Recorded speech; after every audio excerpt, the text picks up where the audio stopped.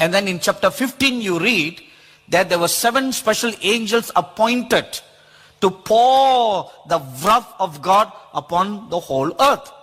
And then in chapter 8 and chapter 9 you read 7 angels blowing trumpets upon the world. So if all the angels and all the beings are involved in just worshiping God all the time, then where do all these angels find other times to do all these other works? So let's establish once and for all this correct understanding that heaven is a place where there is a myriad of activities. Different activities that take place all the time. Among all the activities, there is one activity at a certain appointed time where all the beings, even some beings from other planets, other worlds created by God, they all come, congregate to worship God. Besides that, we have all these other things. Now there's a council in heaven. You read of this in the Bible. Jeremiah chapter 23 verse 18. It says, "For who among them has stood in the counsel of the Lord to see and to hear his word? Or who has paid attention to his word and listened?" So there you have one scripture. So before I share with you what I was shown, I want to just give you some scriptural proofs for such encounters and experience, so that our faith is not built on some subjectivity, but solidly, objectively on the word of God. And in Isaiah chapter 42 verse 9, "Behold, the former things have come to pass, and new things I now declare. Before they spring forth, I tell you of them." To whom is God saying? He's not saying to everybody. That scripture is followed or linked together with Amos chapter 3 verse 7. "For the Lord God does nothing without revealing his secret to his servants, the prophets." The prophets here do not necessarily mean the prophets on this earth, but the prophet saints who are also in heaven. If you read Revelation chapter 1, you'll read that when God, the Lord Jesus, spoke to the prophet John or the apostle John, the Bible says he sent his angel to communicate to John the things that are to come. But then you'll read in chapter 19 and chapter 22 that this angel is really not an angel. Especially if you read Revelation chapter 22 verse 8 and 9. He's not really an angel, because when John fell down at the feet of the angel to worship him, the angel will say to him, "Don't do that. You should only worship God. I am your fellow brother and of the prophets." No angel will come up to you and say, "I am your brother," or "I am your sister." Angels cannot say that, because they are created by God as ministering spirits. They don't have the spirit, or they are not created in the image of God. So the angels will never come up to you and say, "Hello, brother." If any angel, if you ever had an encounter with an angel who comes and say, "Hello, bro." Number one, it means one of two things. Number one, he's not an angel, he may be a saint of God. Number two, he's not an angel at all. Somebody real who come up to say, "Hello, brother." So please remember this. So when this angel told John, "I am your brother and your fellow prophet," so that confirms the identity of who this angel is. He's none other than a prophet of a bygone era. So the prophets are in heaven, and God reveals his secrets first to this council. He gathers all these prophets together unto him, and he tells them, This is what I intend to do. What do you all think about it? He first reveals his secrets to them. And then, after getting a consensus, their opinions and all that, and of course God doesn't need to ask for the opinion. You know, you have an example there in Genesis chapter 18. The Lord had already decided to destroy Sodom and Gomorrah. But he said, let me discuss this over with Abraham. This is what I'm going to do. What do you think about it? And then that gave an opportunity. You know, when God comes and shows us something, it is not for us to triumph over or gloat over what God has said. Most of the time we should do exactly like what Abraham did, to intercede. That is the purpose God is giving us revelation. One is to communicate and the other is to intercede. And the other scriptural example I want to show you is 1 Kings chapter 22 verses 19 to 23. And Micaiah said, therefore hear the word of the Lord. I saw the Lord sitting on his throne, and all the hosts of heaven standing beside him on his right hand and on his left. And the Lord said, who will entice Ahab that he may go up and fall at Ramoth Gilead? See, look at verse 19. All the hosts of heaven standing beside him on the right hand, on the left hand, and the Lord asks them a question. Who will do this or who will do that? You read of a similar thing in Isaiah chapter 6, where the Lord asks, who shall go on my behalf? See, if, now you just imagine in your mind like this. If Isaiah was the only one standing there and he saw the vision, why must God ask who will go on my behalf? Right? The question would have been, will you go on my behalf? Am I right, everybody? Grammatically, that's how it should be. But for God to say, who will go on my behalf, it simply means Isaiah was not the only one standing there. In a crowd like this, Isaiah was just one among them. And then the Lord looked around and said, who will go on my behalf? And maybe several hands went up or several hands didn't go, only Isaiah's hand went up. So this is another scene where the Lord discusses his plans before the council, before doing anything on the earth. So this being your scriptural background, now let me share with you what happened this morning. So this morning at 10 o'clock, I was brought before this council where there are about 7 or 8 prophets, ancient prophets. And the chairman of this council is none other than Abraham himself. And there is Moses in the council, Jeremiah, Elijah, the Apostle Paul, and those ancient ones. And I have been in this council many times. It has been my merciful grace privilege granted by God to be at the council. So this morning when I was there, the discussion was about Australia. That was the discussion. And that was the purpose I was called, to witness what is being discussed and then to come and share with you. This is one of the call that God gave me several years ago.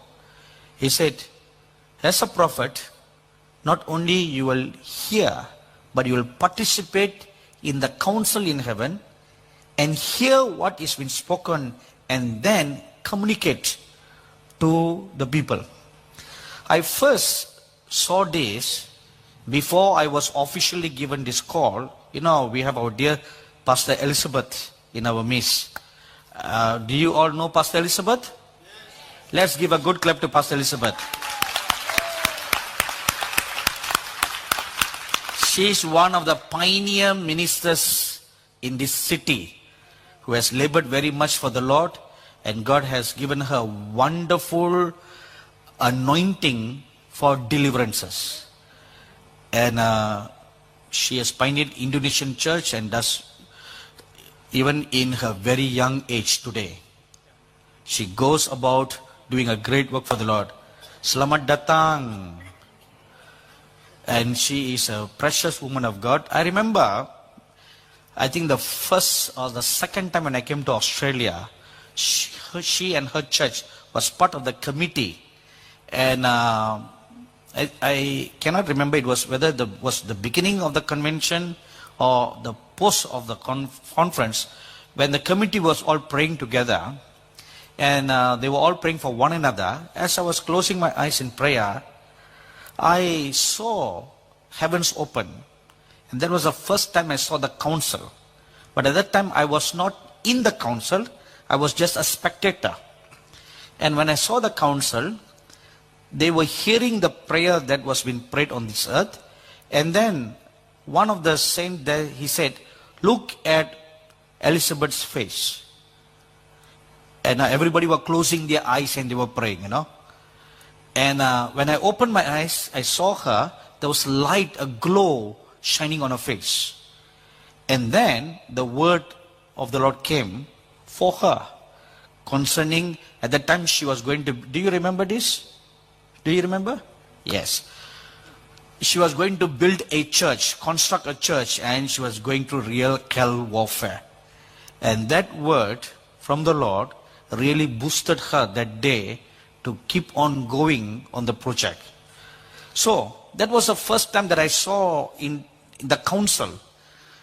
But now, sitting there, participating in the council, everyone sits around the table, like a round table, conference table. And there was a huge map of Australia on the table. And the Saint Abraham took something like a pen, or I don't know what it was.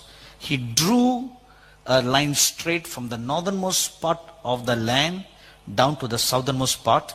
And then he drew another line across. So like the country was divided into 4 parts. You know, right at the intersection where 2 lines meet, 2 angels were stationed there. They appeared. And then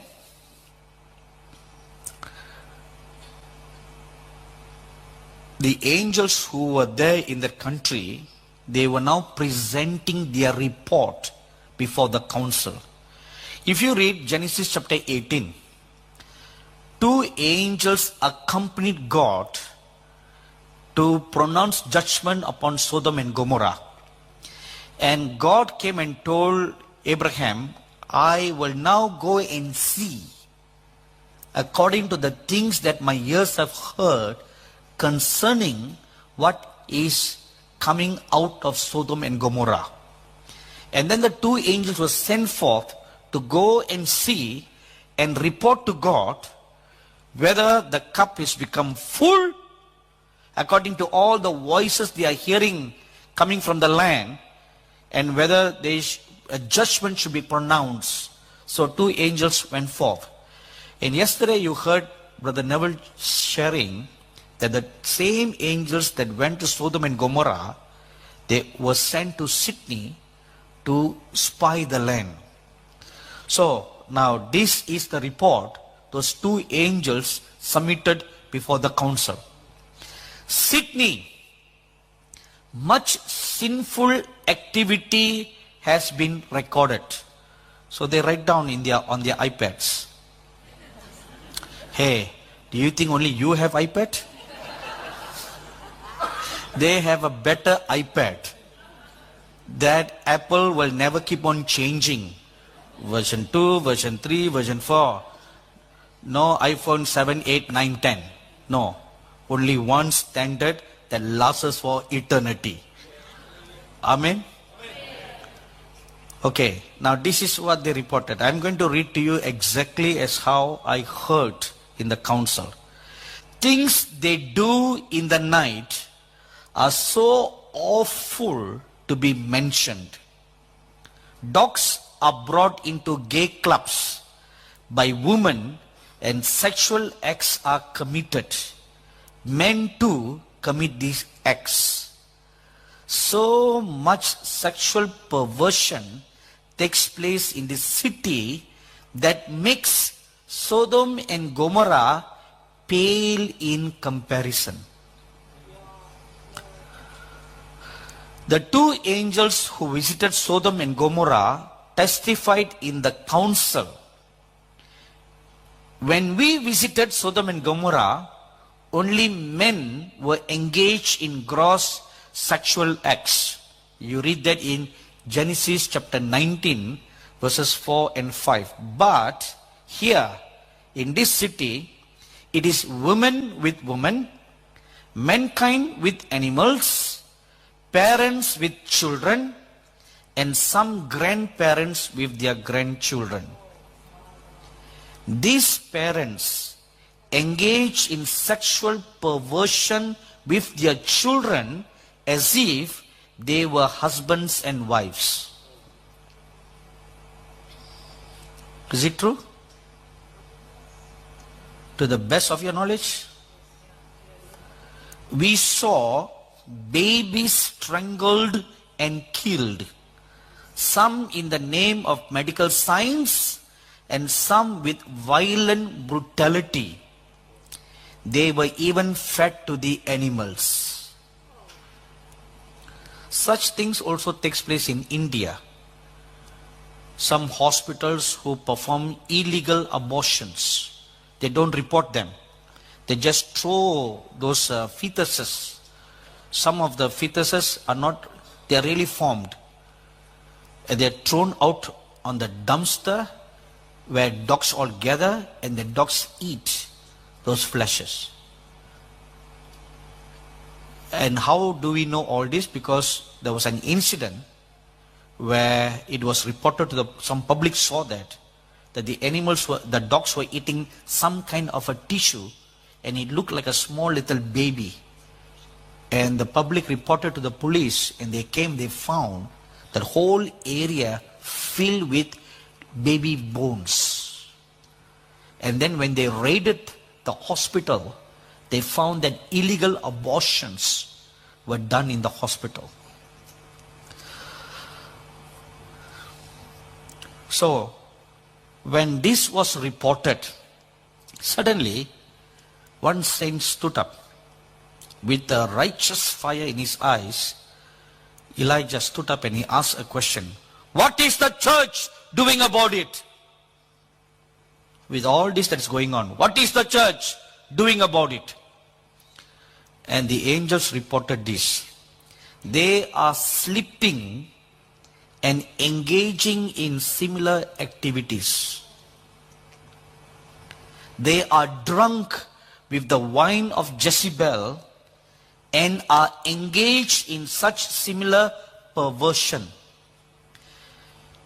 You read this in Revelation chapter 3 verse 20 and chapter 17 and the verse 2. We have been sent, now these angels are saying, we have been sent to remove several of their churches of their lampstands. Those churches that have been not walking right with God, before God, their lampstands removed. And in the natural, the churches will just close up. Or the numbers just dwindle and dwindle. One member leaves, another member leaves. In the natural, it appears the members are leaving. Or for greener pastures, or they're moving to another city for a work, or for whatever reason. That is not the real reason. The real reason is, spiritually, the church lampstand has been removed. Once the lampstand has been removed, there is no more life coming out of the church. When there's no more life coming out of the church will wither and die. Let me give you one example. In Genesis chapter 2, you will read that when God made Adam and Eve, he also made a lot of fruit-bearing trees. And he told Adam, all the fruits that you see in this garden, you can eat them, except the fruit from the tree of knowledge of good and evil. And Adam kept on eating the fruit from the tree of life. You know, from Genesis chapter 2 to chapter 3, what is the period of time we are looking at? We don't know. It seems like it happened the following day. It cannot happen the following day. I once read of a saintly woman from the 12th century. She was blessed by God to see visions of the whole Bible. And in this vision she saw, now this is debatable, but it sounds logical to me, that the events, the time that Adam and Eve spent in Eden before they sinned was a period of 7 years. It was only after then chapter 3 begins. So that sounded logical to me, because it cannot have been overnight where Eve goes shopping, like what most women do today. And as she was shopping from tree to tree, she saw this tree, and there was a beautiful fruit on the tree, and a serpent comes up and starts talking to you. You know, if you walk down a mall today, and a serpent comes up to you, or a dog comes up to you and talks to you, what will you do? Say, hey, doggy, you're talking to me. Would that be your reaction? Or you will jump out of fright? You will jump out of fright, won't you? That would be our natural human reaction. But let's suppose every day you keep on hearing the dog talking to you, then it will become a second nature, dogs talking to you or animals talking to you. And you will not find it a strange thing for an animal to talk to you. This is what happened in the Garden of Eden. Eve was regularly hearing animals talking to her. Remember what Brother Neville shared yesterday? If you walk in true love of God, you can hear animals or the creation talking to you. And they were talking every day. So on one fine day, when the serpent came up and spoke to her, it was not something strange for her to hear the serpent talking to her. So she responded naturally, like she had always done, little realizing that the serpent on that day has been anointed with the baptism of the satanic spirit. That's the difference, you know. Previously, the serpent was just an ordinary God-created serpent. But that particular day, something else had entered into it and he didn't know. So she got deceived. In the same manner, we read here, when the church is so, Adam and Eve, they sinned and they were cast out of the Garden of Eden. Adam and Eve started dying because they stopped eating the fruit from the tree of life. That's when they started dying. Just like if you stop eating, you will die. In the same manner, the moment they were prevented from eating the fruit from the tree of life, they could no more live forever. And if you read Genesis chapter 3 very carefully, God says, lest they put forth their hand and partake the fruit from the tree of life and live forever in their sin.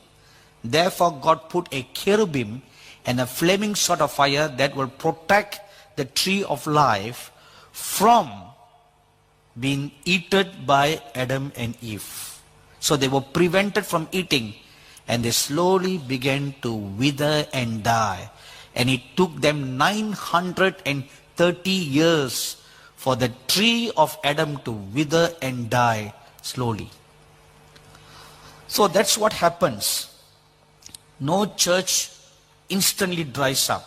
It slowly withers and dries up. Eventually, it is closed. And when it's closed, you will know that the lampstand has been removed. That's why it is closed. That's why there's no more life in the church. It's just dead. No life because the lampstand has been removed. Or a minister of God or a believer of God who once were mightily anointed by God, now they just look ordinary. Why? Lampstand has been removed. Some of their ministers have been judged and turned over into the hands of the enemy.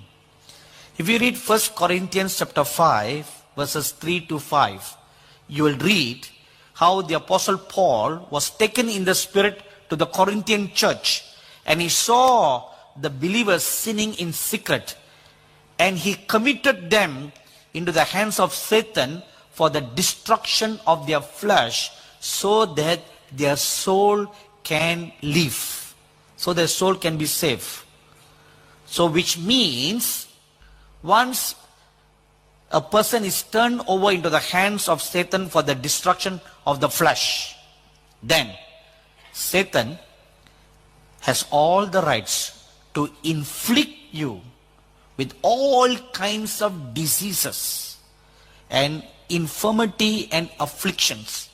Just like you read in Job chapter 1. It was Satan who put the sickness and the boils on Job. God did not.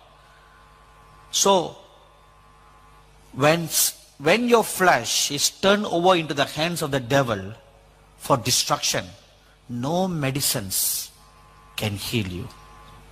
No, because you have been judged. Your pain will never be relieved. You will never be elevated. You will be screaming and crying in pain all the days of your life, and no medicines will ever work on you. Not even prayer. That is the worst part. Because 1 John chapter 5 verses 15 to 17 says, there are some sins unto death, and we cannot pray for that. There have been several circumstances where the Lord has prevented me for praying for a person's sickness. He said, don't pray for their sickness. Pray that their soul, the sins of their soul will be forgiven them, so that they will be safe. But they have been turned over for the devil to be destroyed. You know, the most heartbreaking experience I ever had so far was I was called to pray for a 24-year-old, young, handsome-looking Nepali boy in Sikkim. This boy was dying of AIDS, and he didn't know that. He didn't know that. His parents knew.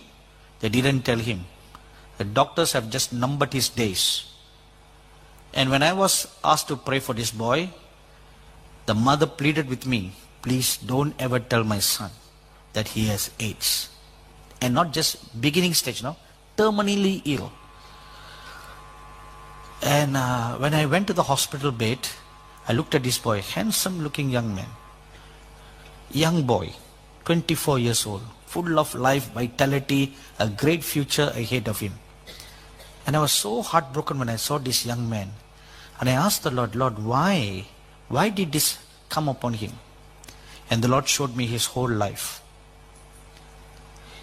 He was a great womanizer.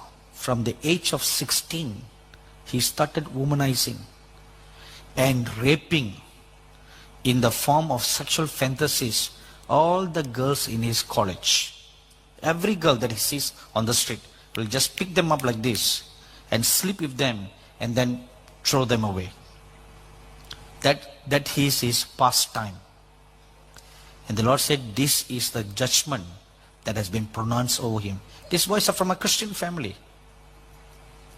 So the Lord told me, don't pray for his healing. He has been judged. But pray that his sins will be forgiven him, so that his soul will be safe. And I pray with great broken heart for that boy. And after a period of time of praying, I had the assurance that God has heard my prayer And the Lord showed me how long he will live. When I came out of the hospital bed, my secretary was there. I told her, okay, this is the length of time this boy is going to be alive. I said, you can tell the mother or don't tell the mother, it's up to you. And sure enough, that boy only lived for that long. And he died. And there was another time, many years ago, when I was in Sydney. I was taken to pray for another early 20s young man who was also dying of AIDS. He was skin and bones. When I met him, he cried and he cried like a little boy. And he confessed to me all the sins that he has done. And he was at the last stage of dying of AIDS. And he confessed all his sexual sins. So again I prayed for him, for the forgiveness of his sins, so that the soul will be saved. The flesh has been turned over into the hands of the devil for destruction. Why does God do that? If you read Isaiah chapter 48, verse 14, God throws you on the bit of affliction to save the soul. Sometimes, these sicknesses are permitted to save the soul. If you are not, let's say, for example, put a brake on your walk, like a comma. If you continue down the road, you will eventually even lose your salvation and you will end up in hell. So God, out of his great love and mercy, permits you to be put on the bit of affliction so to save your soul. Once I was called to pray for a church pastor, a woman pastor in San Francisco, who had cancer. The cancer was found in her liver, and in a short time it spread all over her body. And the cancer came on her neck, and she was bent down. She could not sit up, she could not lie down. All over her every organ in her body, there was cancer. And I know this church very well, and they have very high respect for me, so they asked me to come and pray for her. So I went there, and I fasted for 7 days, and the Lord showed me her life, what the wrongs that she did. And because of the wrongs she has done, which are irreparable, if she was healed, she will continue to do that. So the Lord allowed this to heal her, to restore her back to himself. And the Lord told me, now you tell her all this and tell her to repent of all these sins so that her soul will be safe. So one morning, when everybody, her husband and all the people in the house had left for work, I went to her. And by then, she was lying on the sick bed for 6 months, immobile. Western medicine failed. Chinese traditional medicine failed. All kinds of medicines failed. They did not even make a dent on her cancer. It was spreading like a wildfire. So, that morning, very thankfully, I shared with her all the things the Lord showed me. And she cried and she cried and she cried terribly. And then, when she consoled herself, she told me, whatever you just said to me is a confirmation to what the Holy Spirit has convicted me for the last 6 months. On her sick bed, the Holy Spirit had been convicting her of all these things. So I led her through prayer. I said, okay, now. I told her openly, I said, you will die. You will not rise up from this sick bed. You will die, but you will be safe. Your soul will be safe. You will not go to hell. You will be in heaven. And she was satisfied with that. She said, okay. And after prayer, there came a glow of light on her face. And shortly after that, she died. But her last remaining days were the happiest day of her life, knowing that her sins have been forgiven her. So these are some of the cases where people have been turned over into the hands of Satan for the destruction of the flesh. And the angel continued, some have been judged by our Lord and kept in prison. Which means you will not even stand before God on the great white throne judgment day. Your sins have gone beyond the judgment day. You have already been judged. And there is a scriptural reference for that in 1 Timothy chapter 5 verse 24. Now, these are how the city is been seen. Now next, Abraham then spoke to me, or he spoke to the whole council. He said, what is now going to happen next? Okay, this is your present, your past and your present. This is how you stand. Now what's next? A fire is going to come upon this nation. When he spoke this word, I saw a vision of a flame, a huge flame of fire, which looked like a burning meteor. But it's not a meteor, it was a flame of fire. It came down from heaven, and as it reached the airspace over Australia, it split in two, like two flames of fire, and it came down. And this is what they said is going to happen. One will fall upon the city, meaning Sydney, to consume it in judgment.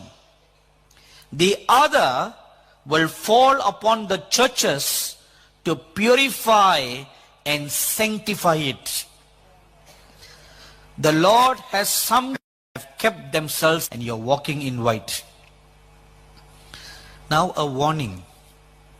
A spiritual perversion is coming upon the whole land that will divide the true believers from the false believers. The true believers concerning their nation, concerning the nation of Singapore, as a result of the covenant made, God remembers. Even in judgment, He remembers mercy. He remembers the covenant that they had made. So I told the people, now go back. And I saw clearly the picture of the church where it took place. It stretched out, the arch of the rainbow stretched all the way back to the central part of the country in 1950s. And a church there was where these godly men and women gathered together. They fasted and they prayed and they made a covenant with God. So likewise, there were also covenants like this that have been made in the land. True men and women of God in your country. And I'm sure there have been. Am I right, everybody?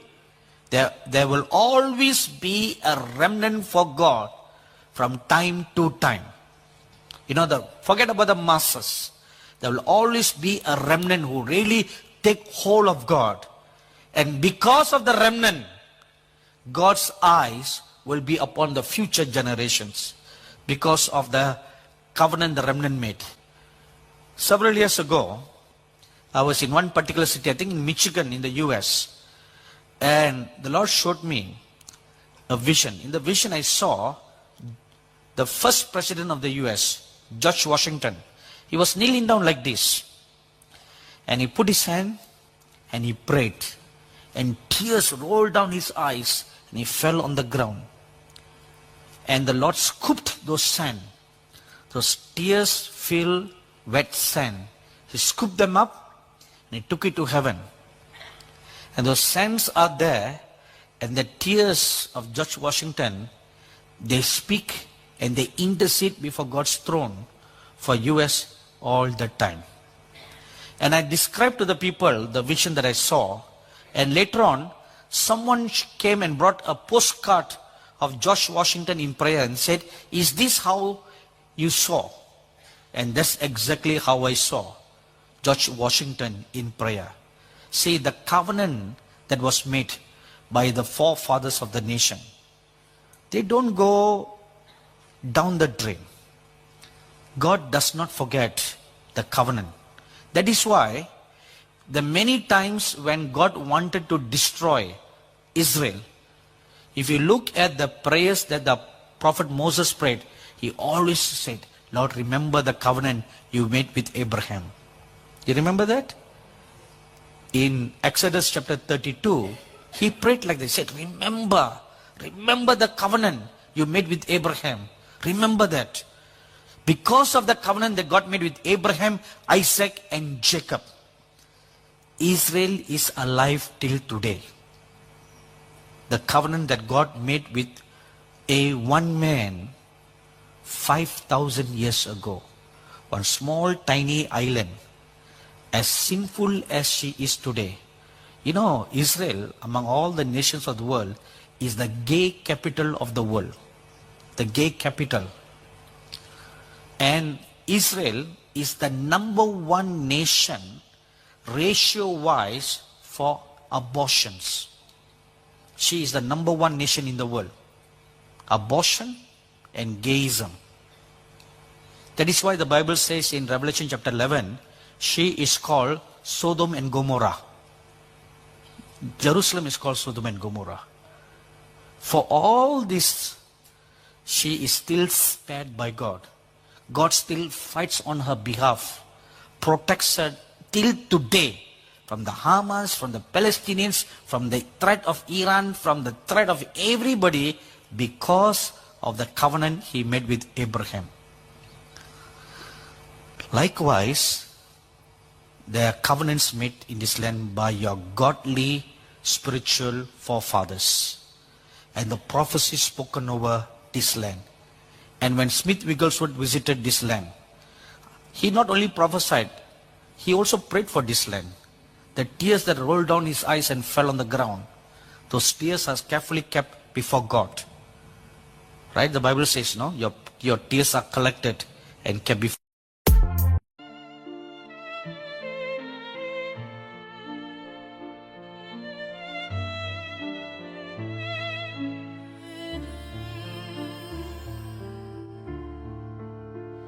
Beneath the stars we whisper dreams.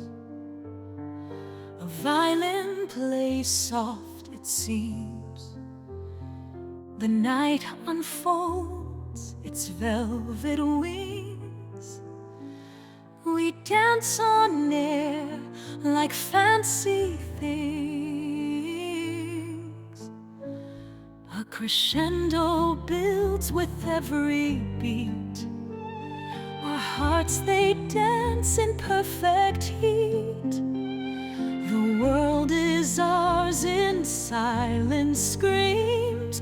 We're floating high on whispering dreams. Together we are one sweet song. The night won't be too late, too long. Our melody will carry on in every note where we belong. The orchestra, it swells to life. The strings, they cut the dark like a knife. Your voice an echo in my soul.